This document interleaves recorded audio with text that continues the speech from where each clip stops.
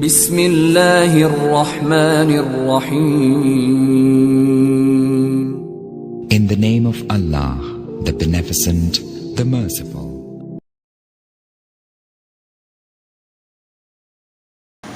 الحمد لله وكفى وسلام على عباده الذين اصطفى أما بعد فقد قال الله تبارك وتعالى في القرآن المجيد والفرقان الحميد أعوذ بالله من الشيطان الرجيم بسم الله الرحمن الرحيم قال اهبطا منها جميعا فإما يأتينكم مني هدى فمن اتبع هداي فلا يضل ولا يشقى ومن أعرض عن ذكري فإن له معيشة ضنكا ونحشره يوم القيامة أعمى قال رب لم حشرتني أعمى وقد كنت بصيرا قال كذلك أتتك آياتنا فنسيتها وكذلك اليوم تنسى صدق الله العظيم وصدق رسوله النبي الكريم. محترم بزرگوں اور دوستو، اللہ تبارک و تعالی نے حضرت آدم علیہ نبینا علیہ السلام کو زمین کی خلافت عطا کرنے کے لیے جنت سے زمین پر اتارا.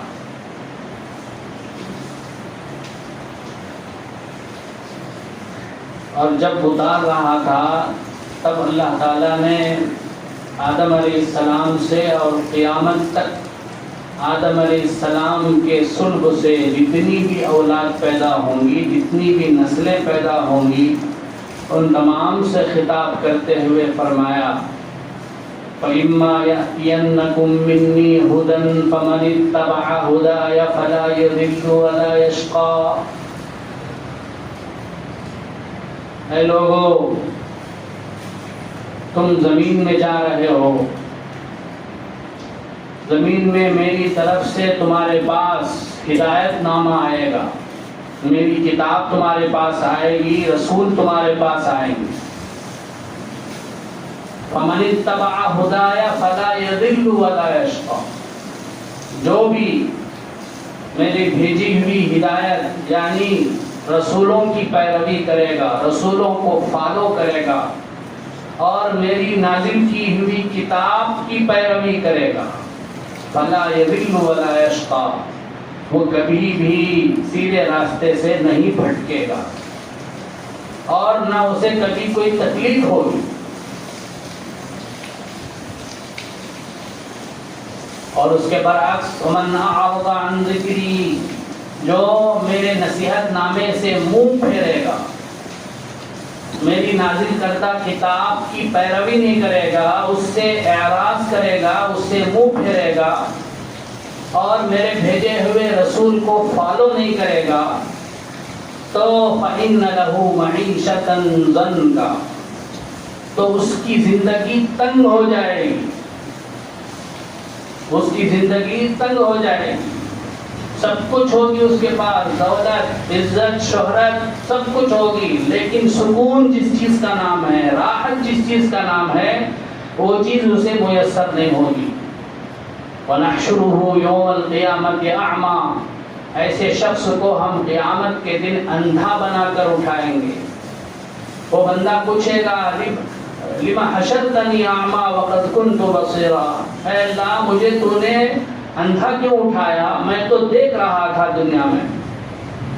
اللہ فرمائیں گے كَذَلِكَ أَتَتْكَ آيَاتُنَا فَنَسِيتَهَا،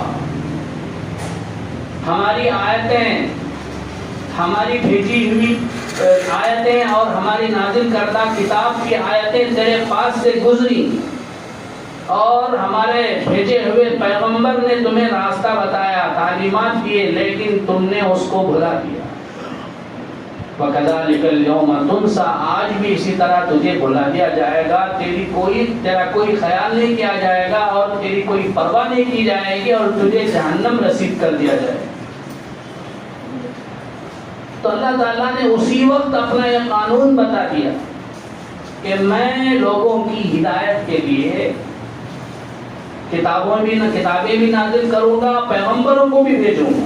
چنانچہ حضرت آدم علیہ نبینا علیہ الصلوۃ والسلام سے لے کر ہمارے نبی حضرت محمد مصطفیٰ صلی اللہ علیہ وسلم تک اللہ تبارک و تعالیٰ نے یہ سلسلہ قائم رکھا، انبیاء کو بھیجتا رہا اور آسمان سے کتابیں نازل کرتا رہا تاکہ انبیاء اس کتاب کی تشریح کریں، لوگوں کو سمجھائیں کہ اس کتاب کے اندر، اللہ کی کتاب کے اندر کیا ہے، اللہ کا ہم سے لوگوں سے کیا تقاضا ہے۔ تو یہ سلسلہ برابر جاری رہا۔ تو ہم لوگوں کی ہدایت کے لیے بھی اللہ تبارک و تعالیٰ نے قرآن مجید عطا فرمایا ہے، یہ اللہ کی کتاب ہے۔ اور اس کتاب میں کیا احکام ہیں، اللہ نے ہم سے اس میں کیا مطالبہ کیا ہے، اللہ کا ہم سے کیا تقاضا ہے، اس کو سمجھانے کے لیے ہمارے نبی حضرت محمد صلی اللہ علیہ وسلم کو بھیجا۔ اللہ کے نبی صلی اللہ علیہ وسلم نے اپنے قول کے ذریعے، اپنے عمل کے ذریعے، اپنے اقوال کے ذریعے سے، اپنے اعمال کے ذریعے سے ہم لوگوں کو سمجھایا کہ اللہ کا ہم سے کیا تقاضا ہے۔ صحابہ کرام رضی اللہ عنہم اجمعین نے اس کو سمجھا اور انہوں نے اللہ کے حکم کو سب سے بڑا حکم سمجھا۔ اللہ کے حکم کے سامنے دوسرے کسی حکم کی ان کے پاس کوئی پرواہ نہیں تھی۔ اپنی جان کی قربانی دینی پڑے کوئی پرواہ نہیں، اپنے مال کی قربانی دینی پڑے کوئی پرواہ نہیں، مگر اللہ کا حکم نہ ٹوٹے، اللہ کا حکم پورا ہو جائے۔ ایسے کئی قصے تاریخ میں موجود ہیں۔ اس سے پہلے بھی میں نے بتایا ہوگا کہ جب شراب کا حکم نازل ہوا کہ شراب اب ہمیشہ کے لیے حرام ہو گئی، تو صحابہ کرام رضی اللہ عنہم اجمعین جن کے گھروں میں چائے کی طرح شراب پی جاتی تھی، انہوں نے فوراً شراب پینا چھوڑ دیا۔ ایک صحابی شراب پینے کے لیے گلاس پیالہ منہ تک لے کر چلے گئے تھے، لیکن جیسے ہی آواز آئی کہ شراب حرام ہو گئی فوراً پھینک دی۔ ایک صحابی شراب کا بیپار کرتے تھے، اپنا پورا سرمایہ، اپنی پوری دولت ڈال کر ملک شام سے شراب کے مٹکے لے کر آئے۔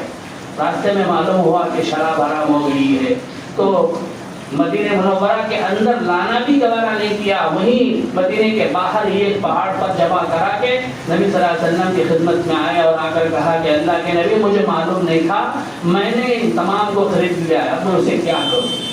تو اللہ کے نبی نے فرمایا جاؤ اور جا کر اپنے ہاتھوں سے سارے شراب کے مٹکوں کو توڑ۔ تو صحابی نے کوئی سوال نہیں کیا، کوئی یہ نہیں پوچھا کہ اللہ کے نبی میری پوری دولت اسی میں لگی ہے، اب میرا کیا ہوگا، کیا کوئی ہیلا ہو تو بتاؤ، کوئی بہانہ ہو تو بتاؤ اپنے مال کو بچانے کا، اپنے مال کو جمع کرنے کا۔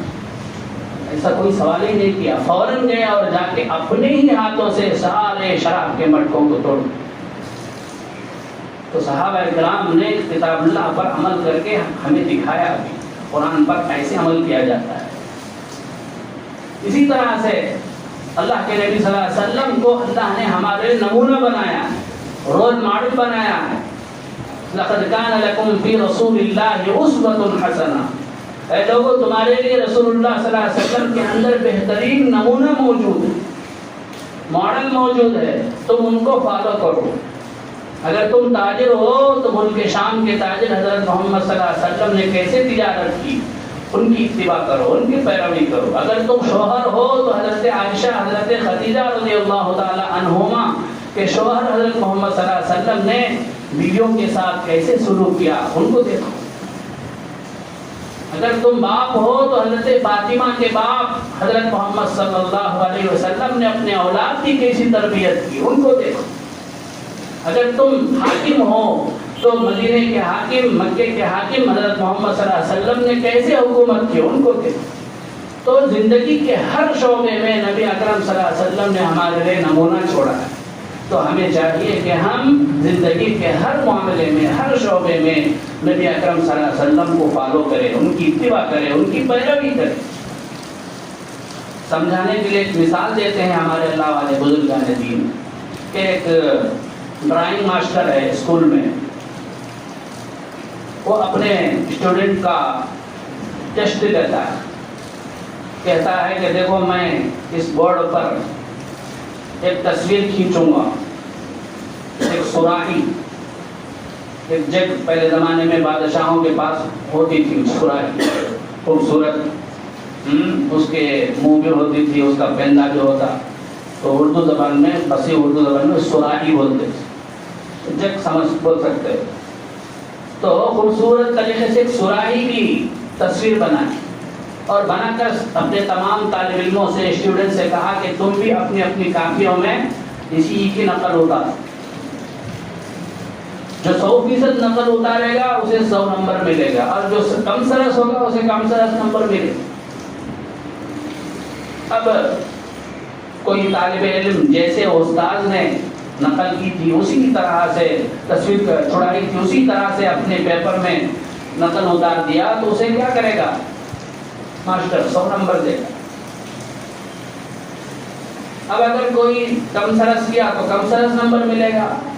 اب اگر کوئی شخص کیا کہ صرف اس کی تعریف کیا، یہ سراہی کتنی اچھی ہے، اس کے اوپر جو بیل بوٹے ہیں وہ کتنا خوبصورت ہے، اس کا پہندا کتنا اچھا ہے، اس کا منہ کتنا اچھا ہے، صرف اس کی تعریف کیا اور اس کی کوئی نقل نہیں اتارا، تو کیا اسے نمبر دے گا ماسٹر؟ نمبر نہیں دے گا.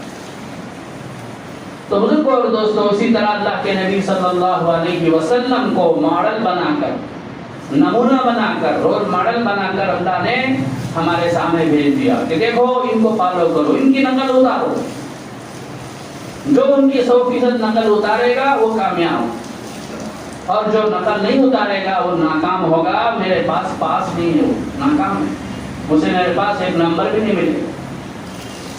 تو حضرات صحابہ کرام نے بھی اس کو فالو کیا، نمونہ ہمارے سامنے پیش کیا کہ نبی صلی اللہ علیہ وسلم کا اتباع کیسے کیا جاتا ہے، ان کی پیروی کیسے کی جاتی ہے.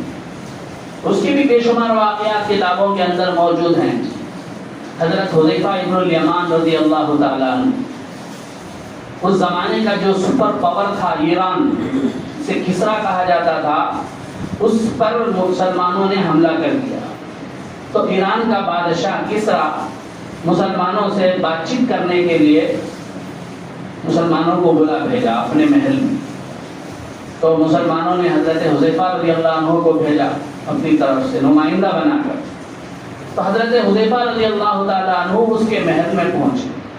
کوئی مہمان آتے ہیں تو پہلے اسے کچھ کھلاتے ہیں پلاتے ہیں. چنانچہ حضرت حذیفہ رضی اللہ تعالیٰ عنہ کو بھی دسترخوان پر بٹھا کے کچھ کھلایا گیا. کھاتے کھاتے ایک لقمہ نیچے گر گیا. تو حضرت حذیفہ رضی اللہ عنہ کو نبی صلی اللہ علیہ وسلم کی سنت یاد آ گئی کہ جب آپ صلی اللہ علیہ وسلم نے کیا فرمایا ہے، کھانا کھاتے ہوئے اگر کوئی لقمہ نیچے گر جائے، کوئی نوالا، کوئی لقمہ نیچے گر جائے، کوئی دانہ نیچے گر جائے، تو اسے اٹھا کے پاک کر کے صاف کر کے کھاؤ. پتہ نہیں کہ رزق کے کون سے حصے میں برکت ہے، معلوم نہیں. اس لیے کوئی دانہ اگر نیچے گر جائے تو اسے ویسے ہی مت چھوڑو، اس کو اٹھاؤ، اسے صاف کر کے کھاؤ. تو حضرت حذیفہ رضی اللہ تعالیٰ عنہ نے بھی اسی طرح سے کرنے کے لیے ہاتھ کو نیچے بڑھایا. تو بازو والے نے کوہنی مار کر کہا کہ کیا کام کر رہے ہو، یہ تو یہاں کی تہذیب کے خلاف ہے، یہ لوگ اسے برا سمجھیں گے، نیچے گری ہوئی چیز کو اٹھا کر کھانا ان کے نزدیک برا ہے، کیا کر رہے ہیں. تو حضرت حذیفہ ابن الیمان رضی اللہ عنہ نے کیسا خوبصورت جملہ استعمال فرمایا، اترک سنت حبیبی لہؤلاء الحمقاء، کیا میں ان احمقوں کے خاطر میرے پیارے نبی صلی اللہ علیہ وسلم کی سنت کو چھوڑ دوں گا؟ ہرگز نہیں چھوڑوں. نیچے سے اٹھایا، صاف کیا اور کھایا. تو اللہ کے نبی صلی اللہ علیہ وسلم کے طریقے پر چلنے کے لیے ان کے سامنے کوئی عزت، کوئی مرتبہ، کوئی عہدہ آڑ نہیں آتا. چاہے عزت چلی جائے، چاہے عہدہ چلی جائے، کوئی پرواہ نہیں. چاہے دوسرا مجھے برا سمجھے یا اچھا سمجھے، مجھے کوئی پرواہ نہیں، مجھے تو میرے نبی کی سنت کو اپنانا ہے. تو صحابہ کرام نے ایسا کر کے ہمیں دیا. تو بزرگوں اور دوستوں، ہمیں بھی چاہیے کہ ہم بھی 100% قرآن پاک پر عمل کریں. قرآن پاک میں اللہ نے جو احکام بتائے ہیں، جو بھی قانون بتائے ہیں، جو بھی احکام بتائے ہیں، اس پہ 100% ہم عمل کریں. اور نبی صلی اللہ علیہ وسلم نے جو تعلیمات ہمیں دیے ہیں ان پر 100% عمل کریں. ان پر اگر ہم عمل کریں گے تو ہمیں دوسرے قوانین سے کوئی پرواہ نہیں ہوگی. آج کل حکومت کی طرف سے مسلمان کو ڈرایا جا رہا ہے کہ ہم کیا کریں گے, یونیفارم سول کوڈ نافذ کریں گے, سب کے لیے ایک ہی قانون. اب اگر ہمارا مسلمان بھی قانون بننے کے بعد کورٹ کو جائے گا تو مسلمانوں کے مطابق فیصلہ نہیں ہوگا, ان کے مطابق فیصلہ ہوگا. اب تک ہمارے بزرگوں نے جنہوں نے جنگ آزادی میں شرکت کی, ان کی محنت سے مسلم پرسنل لا موجود ہے, وہ بھی چند چیزوں میں. لا دو قسم کا ہے, ایک تو کرمنل لا, یعنی ہم میں سے کوئی کسی کو قتل کر دیا تو غیروں کے لیے جو قانون ہے وہی مسلمانوں کے لیے بھی, اس میں سب برابر ہے. اور ایک ہے سول لا, ہم میں سے کوئی خاص دو آدمیوں کا کوئی جرم ہو جائے تو اس میں بھی سب کے لیے ایک ہی قانون ہے. مثال کے طور پر میں کسی کو قرض دینا تھا, دیا نہیں, اب جا کے کورٹ میں ڈال دیا تو جو قانون ہے وہی قانون لاگو ہوگا. صرف چار باتیں, چار چیزیں ایسی ہیں اس میں ان میں مسلمانوں کو یہ اختیار دیا گیا ہے کہ ان چار چیزوں میں اگر مسلمان کورٹ کو آئیں گے تو مسلمانوں کے مذہب میں جو فیصلہ ہے, جو قانون ہے, اسی کے مطابق فیصلہ ہوگا. وہ اس میں سے ایک نکاح, طلاق, وراثت, مرنے کے بعد جو مال چھوڑ کر جائے تو اسے کیسے تقسیم کرنا, اور چوتھی چیز ہے وقف, وقف کا مال. تو یہ چار چیزوں میں مسلمانوں کو ایک چھوٹ دی گئی ہے کہ اختیار دیا, حق دیا گیا ہے کہ وہ اگر کورٹ کو جائیں گے تو کورٹ والا بھی کیا کرتا ہے, کورٹ والے کو بھی مسلمانوں کے مذہب کے مطابق فیصلہ کرنا ہے. یہ صرف مسلمانوں کے لیے نہیں ہے ایسا قانون, خاص قانون دوسروں مذہب والوں کے لیے بھی ہے. مثال کے طور پر ہندوؤں کے لیے ہے کہ اگر وہ جین فیملی ہوں تو ان کے لیے جو ہے ٹیکس میں چھوٹ ہے. اسی طرح جین مذہب میں ننگا چلنا ان کے لیے اختیار ہے. اگر ہم میں سے کوئی ننگا سرے بازار جائے تو وہ جو ہے قانون کے خلاف ہے, اس کو قید کر دیا جائے. لیکن جین مذہب کا جو گرو ہے وہ کیا ہوتے ہیں, ننگے چلتے پھرتے ہیں, بیانات کرتے ہیں, ان کے لیے کوئی قانون نہیں, یہ چھوٹ ہے. ایسے سکھ مذہب والے ہیں, ان کے لیے جو پگڑی پہنتے ہیں نا وہ لوگ, وہ پگڑی پہننے کا ان کو چھوٹ ہے. چاہے وہ پرائم منسٹر بھی ہو جائے, چاہے بڑا پولیس آفیسر ہو جائے, وہ پگڑی پہن کے رہ سکتا. لیکن ہم اگر یہ کہیں کہ ہم ٹوپی پہن کر ہی رہیں گے آفیسر بننے کے بعد تو ہمارے لیے اجازت نہیں. تو ایسے خاص قانون, خاص چھوٹ جو ہے سب مذہب والوں کے لیے. اب جو موجودہ حکومت ہے وہ یہ کوشش کر رہی ہے کہ یہ جو یونیفارم سے یہ جو مسلم پرسنل لا ہے اسے ختم کر دیا جائے اور سب کے لیے ایک قانون لایا جائے. ہم سب جانتے ہیں اس کا مقصد صرف اور صرف یہ بتانا ہے کہ ہم جو ہیں اب تک جو کرے حکومت وہ لوگ غلط کیے, ہم صحیح جو ہے حکومت کرنے والے ہیں. غیروں کے ساتھ, ہندوؤں کے ساتھ ہم ظلم ہونے نہیں دیں گے. مسلمانوں کے جو بھی حق ہے اسے ختم کر دیں گے, سب کے لیے ایک ہی قانون لائیں. تو یہ اس کی کوشش.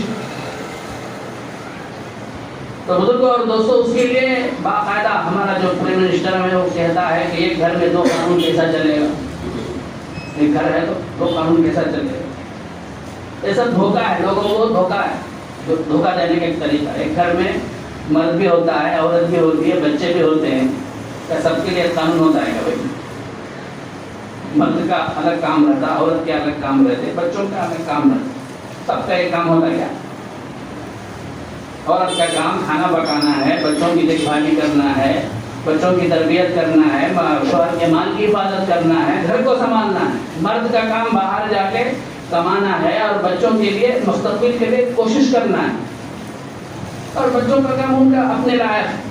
تو ایک گھر میں ہو سکتا ہے ان کے مذہب, ان کے حیثیت کے مطابق الگ الگ قانون ہو سکتا ہے, لیکن لوگوں کو دھوکہ دیا جاتا ہے. تو ایک گھر میں دو قانون کیسا چلے گا؟ تو بہرحال یہ کوشش ہو رہی ہے. وہ ہماری طرف سے سب سے پہلے کوشش تو یہ ہونی چاہیے کہ ہم ہرگز اپنا کوئی معاملہ لے کر کورٹ کو نہیں جائیں. وہاں جائے تو اتنا وہ ہمارے مذہب کے خلاف فیصلہ کریں گا. اب اگر یہ یونیفارم سول کوڈ اگر قانون آ گیا بولے تو ہمیں اگر کورٹ کو گئے تو ہمارے مذہب کے مطابق فیصلہ نہیں ہوگا. اب کیا ہو گیا, 3 طلاق چلتی رہی ملکوں میں. ہمارے اسلام میں کیا 3 طلاق دیا گیا تو طلاق ہو جائے. اب ہمیں کورٹ کو گئے بولے تو کورٹ والا کیا بولے گا, یہ جلدی جا کو مل کو رہو بولے. اب وہی فیصلہ لے کر آئے تو حرام میں بھی زندگی گزارنے والے ہو جائیں. تو سب سے پہلے تو ہمیں چاہیے کہ ہم اللہ کے قانون پر, نبی صلی اللہ علیہ وسلم کی تعلیمات پر مکمل عمل کریں. اگر ہم میں کوئی اختلاف ہو جائے, کوئی لڑائی ہو جائے تو آپس میں بیٹھ کے ہم ہی اسے حل کر لیں. مسجد میں جائیں, جو مسلمانوں کی جو پنچایت ہے وہاں جائیں, وہاں جا کے حل کر لیں. کورٹ کچہری تک جانے ہی کی کوشش نہ کریں. یہ پہلا فریضہ ہے. اور دوسرا جو ہے, اس وقت جو یہ ہو رہا ہے اس کے لیے ہماری طرف سے تھوڑی سی کوشش کرنی ہے, اس کی مخالفت کرنا ہے. اس کی مخالفت کے لیے احتجاج کرنے کی, ریلی نکالنے کی کوئی ضرورت نہیں. ہمارے بزرگان دین کہتے ہیں کہ ای میل بھیجنا ہے کہ میں یہ یونیفارم سول کوڈ کی مخالفت کرتا ہوں. سب کے پاس موبائل فون ہے, واٹس ایپ میں سب پھیل رہا ہے وہ, تو اس میں جو ہے ای میل میں آپ کیا کریں, ضرور جتنے بھی تمہارے پاس ای میل ہیں ہر ای میل کے ذریعے سے اس کی مخالفت میں ای میل بھیجیں. یہ کوشش ہے, ایک چھوٹی سی کوشش, جتنا ہم کر سکتے ہیں میں کرنا ہے. اور اس کے بعد اللہ کے حوالے تو کریں گے نا بھائی. سب سے پہلے تو ہم اللہ کے قانون کو, نبی اکرم صلی اللہ علیہ وسلم کے بتائے ہوئے طریقے کو سب سے مقدم رکھیں گے, اسی کے مطابق آگے زندگی گزاریں گے. اپنے معاملات کو غیروں تک نہیں لے جائیں گے. سب سے پہلے تو یہ اپنے ہی درمیان حل کر لیں گے, اپنے بڑوں کے ساتھ. اب دوسرا کام اس وقت جو ضروری ہے وہ یہ ہے کہ ہم وہ جو ای میل بھیجنا ہے وہ ای میل بھیجیں, اور اس کے ذریعے سے جو لا کمیشن ہے وہاں تک ہمارا جو ای میل پہنچے گا. کم از کم جتنا ہم کر سکتے ہیں وہ کرنا ہے. اب ان کی مرضی ہے, پتہ نہیں وہ لوگ پاور میں ہیں, کیا کرنے والے ہیں کچھ پتہ نہیں ہے. ہمارے لیے اللہ کی طرف سے کتنا ہے, آزمائش ہے, یہ سوچ کر صبر کریں گے, اور جتنا ہم کر سکتے ہیں وہ کریں گے. اللہ تعالیٰ ہمیں عمل کرنے کی توفیق عطا فرمائے. مرتے دم تک اللہ کے قانون پر, نبی صلی اللہ علیہ وسلم کی تعلیمات پر عمل کرنے کی توفیق عطا فرمائے.